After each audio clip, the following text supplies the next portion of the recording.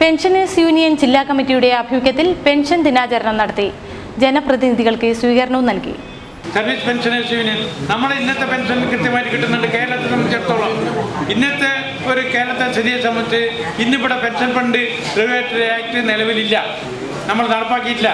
പങ്കാളിത്ത പെൻഷൻ പദ്ധതി നടപ്പാക്കാത്ത സംസ്ഥാനങ്ങളിൽ ഒന്ന് കേരളമാണ്. നടപ്പാക്കില്ല എന്ന് വളരെ പ്രഖ്യാപിക്കുകയും തീരുമാനമെടുക്കുകയും ചെയ്തിട്ടുണ്ട്. പിന്നെന്തിനാണ് നമ്മൾക്കൊരാശങ്ക? പക്ഷേ ഇന്ത്യൻ പാർലമെൻറ്റ് പാസ്സാക്കിയാൽ ആ നിയമം നടപ്പാക്കാൻ കേരളത്തിന് ബാധ്യതയുണ്ട്. ഫെഡറൽ സംവിധാനത്തിൽ കേരളത്തിന് ബാധ്യതയുണ്ട്.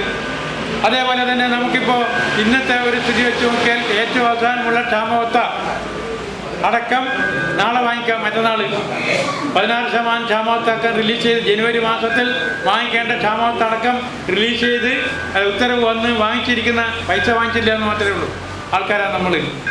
യാതൊരു പ്രയാസവും ശമ്പള പെൻഷൻ പരിഷ്കരണ കമ്മീഷൻ റിപ്പോർട്ട് പ്രകാരം 19 സമർപ്പിക്കാൻ പോവുകയാണ്. കാഞ്ഞങ്ങാട് പി സ്മാരക ഹാളിൽ നടന്ന പെൻഷൻ ദിനാചരണം നഗരസഭ വൈസ് ചെയർമാൻ പ്രഭാകരൻ വാഴുന്നോറടി ഉദ്ഘാടനം ചെയ്തു. KCS നായർ അധ്യക്ഷത വഹിച്ചു. BV Kannan master, V Krishnan, P Raghav Poduval, VV Balakrishnan എന്നിവർ പ്രസംഗിച്ചു.